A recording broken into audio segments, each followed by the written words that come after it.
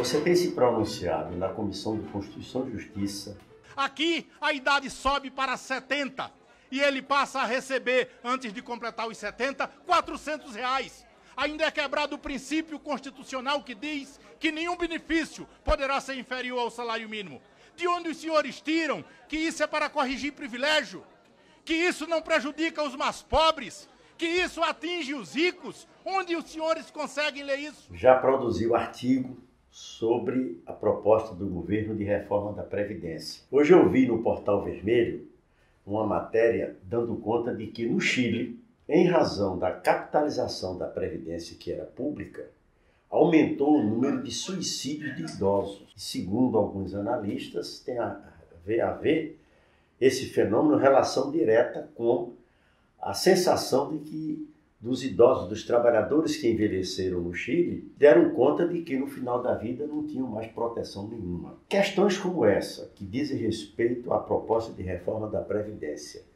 Você que é um deputado que atua no parlamento e também na rua, ligado às bases e envolvido com esse esforço de combinar a pressão das ruas com o parlamento, em que medida a proposta do governo de reforma da Previdência contém elementos, digamos assim, de grande aderência na preocupação do homem comum, do cidadão, da cidadã comum, que nós devêssemos agora explorar no bom sentido, no sentido de esclarecer mais e mais as pessoas e a levantar essa resistência democrática, a resistência à reforma da Previdência, conforme ela vem sendo apresentada pelo governo. É senso comum que a Previdência precisa de uma reforma. Mas não é essa a proposta que resolve o problema da Previdência. O problema da Previdência está principalmente nos municípios e nos estados. No governo Fernando Henrique, ele aprovou uma legislação que obrigava os municípios a irem criando os seus fundos próprios de previdência. No começo, isso parecia uma vantagem. Você criava o fundo, ia fazendo um recolhimento para o fundo, e o fundo não pagava aposentado nenhum. Quando, nesses municípios, as pessoas começaram a se aposentar, e às vezes eles entram em grandes grupos, porque isso está relacionado à data em que fizeram os concursos para entrarem no serviço público, os fundos hoje, em sua maioria, são deficitários. E é um problema porque o município não tem recursos próprios para resolver o problema. Creio que foi um erro os municípios terem enveredado ou terem sido obrigados a enveredar pelo caminho do Fundo Próprio de Previdência. Então aí é onde está o problema da Previdência, que é preciso ser debatido e se encontrar uma solução. A proposta que o Bolsonaro apresenta não trata esse assunto. Pelo contrário, ela agrava os problemas da Previdência Social. O Brasil tem um conceito muito avançado de seguridade social. O Brasil agrupou a saúde, as políticas sociais, as ações sociais e a previdência dentro de um conceito só de seguridade. E o dinheiro que vai para a seguridade não é só o dinheiro da contribuição previdenciária. O Brasil tem uma política avançada nesse sentido, que ele tributa, inclusive, os lucros das empresas. É das poucas nações do mundo que tributa os lucros e os dividendos para engordar a receita da Seguridade Social. E a Seguridade Social, ela é superavitária. Tanto que incide sobre ela a DRU, que é aquele mecanismo que o governo, todos os governos adotam para contingenciar a parte importante do orçamento. E você só contingencia o que tem dinheiro, não contingencia o que tem déficit. E incide sobre a Seguridade Social a DRU, que é uma demonstração de que ela é superavitária.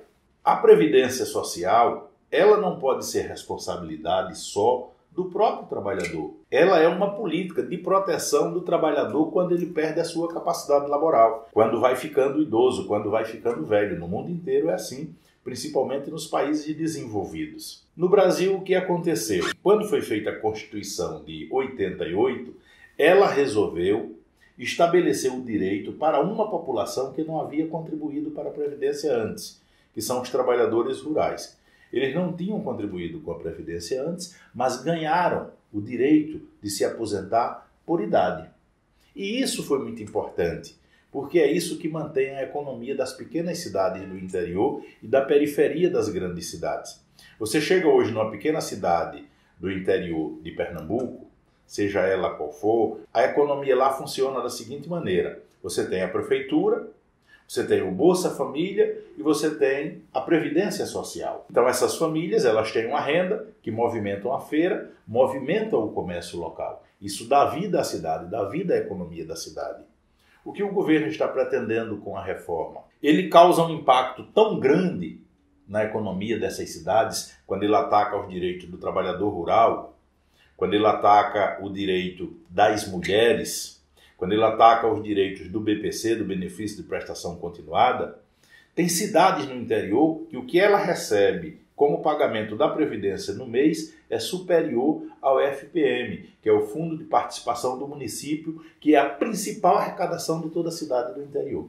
Então é um dinheiro que será subtraído dessas economias e será subtraído dessa população mais pobre, que é um dinheiro transformado em remédio, é um dinheiro transformado em pagamento de conta de luz, é um dinheiro transformado em comida.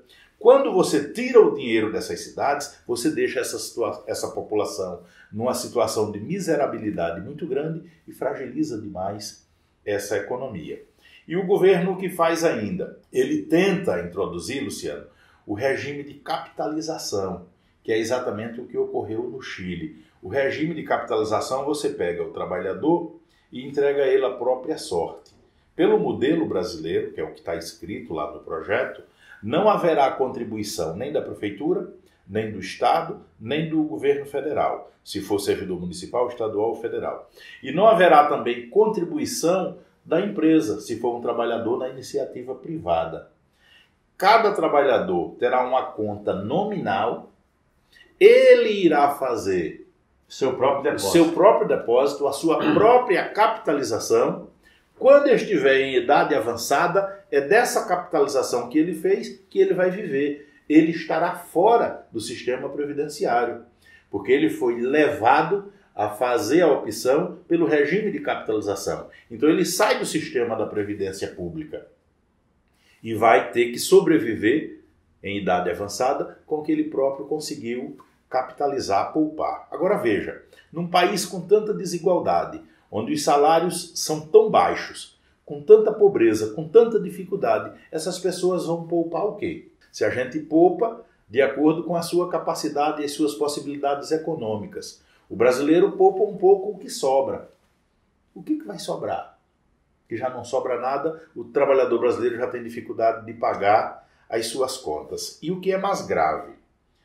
Quando esse trabalhador que está no regime de capitalização chegar na idade de se aposentar, ele não tem quase nada para receber. Então, no Chile, os trabalhadores hoje recebem aproximadamente 1/3 de salário mínimo. É o que eles conseguiram capitalizar, o que eles conseguiram poupar. E não tem mais o que fazer, porque o direito dele não está assegurado em nenhum outro lugar. Ele não tem a quem recorrer. Não tem uma previdência social para ele ir atrás. Então o número de suicídios no Chile é muito grande, porque não há mais o que fazer, você não tem como começar de novo. A vida não lhe dá essa outra oportunidade. E o que é pior, quando você pega o trabalhador novo e coloca no regime de capitalização, ele deixa de contribuir para a Previdência Social. Porque a Previdência Social, hoje, ela paga o aposentado com o que ela recolhe do trabalhador que está na ativa. É um pacto, uma solidariedade entre gerações. A geração que trabalha, paga a que está aposentada. Essa que trabalha hoje será aposentada amanhã e o dinheiro dela vem da geração seguinte que estará trabalhando. Como você criou o regime de capitalização e pressionou o novo trabalhador a ir para o regime de capitalização, e ele não vai ter escolha, porque você vai chegar no departamento de recursos humanos da empresa, na hora de ser entrevistado para ser contratado, e a pessoa lá do recursos humanos vai lhe dizer que a empresa trabalha com o regime de capitalização, porque isso livra a empresa de contribuir para a Previdência. Fica um trabalhador mais barato para a empresa. Ela não vai colocar a parte do patrão na Previdência Social. Então o trabalhador não vai ter escolha. Ou ele aceita aquele trabalho ou ele está fora do mercado de trabalho. Ele vai para o regime de capitalização. Então quem vai pagar quem está aposentado? se os novos trabalhadores vão migrando para o regime de capitalização. Então vai surgir aqui uma conta trilionária para você continuar pagando aqueles que já estão aposentados. O projeto não faz referência a nada disso, não diz como isso será resolvido, não diz que solução será tomada, não diz de onde virá esse dinheiro. Então é um projeto completamente irresponsável, feito para atender os interesses do mercado financeiro. Porque o regime de capitalização leva todo mundo para as seguradoras e para os bancos. Então abre-se um novo grande negócio no Brasil. Então é uma irresponsabilidade essa reforma da Previdência, porque ela tem como objetivo dificultar que as pessoas se aposentem. Então ela aumenta a exigência em idade, ela aumenta a exigência em anos de contribuição. Ela objetiva diminuir o valor das aposentadorias. Então todas as regras criadas no projeto é para diminuir o valor das aposentadorias. É tipo assim, você se aposenta, além da idade você tem que ter 20 anos de contribuição. O seu salário da aposentadoria será feito com a seguinte regra: 60% do seu salário será a média de todas as suas contribuições, de todos os seus salários, esse período todo. Quando as pessoas começam no trabalho, em geral o salário é menor. As pessoas ganham um pouco mais depois de muitos anos de trabalho. Então, quando você pega tudo, a média vai lá para baixo. Isso vai corresponder a 60%. Essa média vai corresponder a 60% do seu salário. O outro 40%, para completar os 100%, é com a seguinte regra: você contribuiu por 20 anos, pelo menos, a cada ano que exceder os 20, conta 2 pontos. Então, se você contribuiu 21 anos, 20 atendeu a exigência mínima, 1 ano está sobrando. Por esse 1 ano, você ganha 2 pontos. Então, é 60% mais 2, 62. Se você trabalhou 23 anos, são os 20 da exigência, mais 3 anos, 2 pontos para cada ano, são 6 anos. Então, você vai ganhar 66%. É assim. Então, você vai precisar contribuir por 40 anos para fechar os 100% do seu salário. Não é? Então, são regras que têm como objetivo diminuir o valor da aposentadoria. E também tem como objetivo diminuir, enfraquecer a ação social, as políticas sociais. Que o trabalhador hoje que completa a idade de se aposentar e não contribuiu por 15 anos, esse período vai aumentar para 20, ele não se aposenta pela Previdência. Ele entra para o que se chama de BPC, que é uma ação social, uma política social. Ele vai receber um salário mínimo. BPC quer dizer benefício de prestação continuada. O governo agora eleva essa idade de 65 para 70 anos. Então você só vai se aposentar pelo BPC com 70 anos. No Nordeste, a expectativa de vida beira os 70. Ou seja, muita gente não vai conseguir sequer chegar ao período de se aposentar. E até lá, até completar os 70, ao invés de receber um salário mínimo como você recebe hoje a partir dos 65, você vai receber apenas R$400 até completar os 70 anos. O governo acaba com o abono salarial para quem ganha entre 2 e 1 salário mínimo. O abono salarial é o seguinte: o trabalhador brasileiro que ganha de 2 salários mínimos para baixo, ele recebe todos os anos um abono salarial. É uma espécie de 14º salário. Quem paga a ele não é o empregador, é o PIS/PASEP, que ele recebe esse abono. O governo elimina a faixa entre 2 e 1 salário mínimo, que é onde está a maioria dos trabalhadores brasileiros.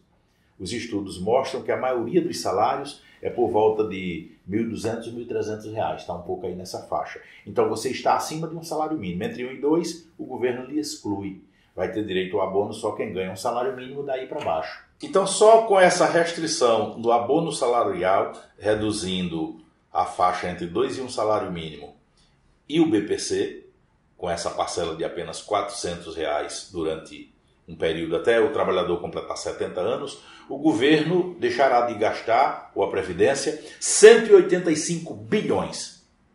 Quando você vai olhar o que é isso, serão 185 bilhões retirados da economia do país de uma população que ganha de 2 salários mínimos para baixo. É exatamente onde está a faixa mais pobre da nossa população.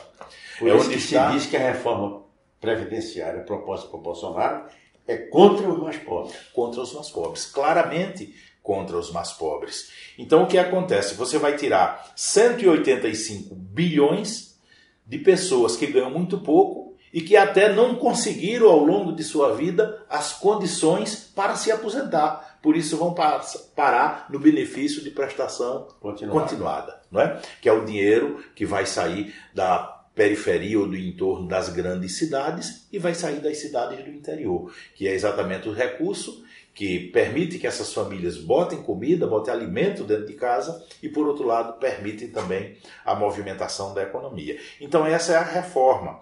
Ela ataca muitos mais pobres, ela ataca muitas mulheres, prejudica muitas mulheres, é cheio de pontos na reforma em que dificulta as condições de vida e de aposentadoria das mulheres. Ela coloca a própria previdência social em risco quando ela cria o regime de capitalização, e no regime de capitalização vai ser um sacrifício sem fim para os trabalhadores no final da vida, porque eles não terão outras alternativas. A resistência às intenções antipopulares do governo Bolsonaro se dá no parlamento, se dá nas ruas e se dá nas redes. Há espaço e oportunidade para cada um de nós participar. Se você tem interesse nessa luta e quer participar, se inscreva aqui em nosso canal. Acompanhe, opine, debata. E acompanhe o desempenho de Renildo Calheiros nas redes sociais. Acompanhe, procure entrar em contato com o mandato de Renildo para se esclarecer mais e até contribuir com suas próprias opiniões. Defenda a sua aposentadoria.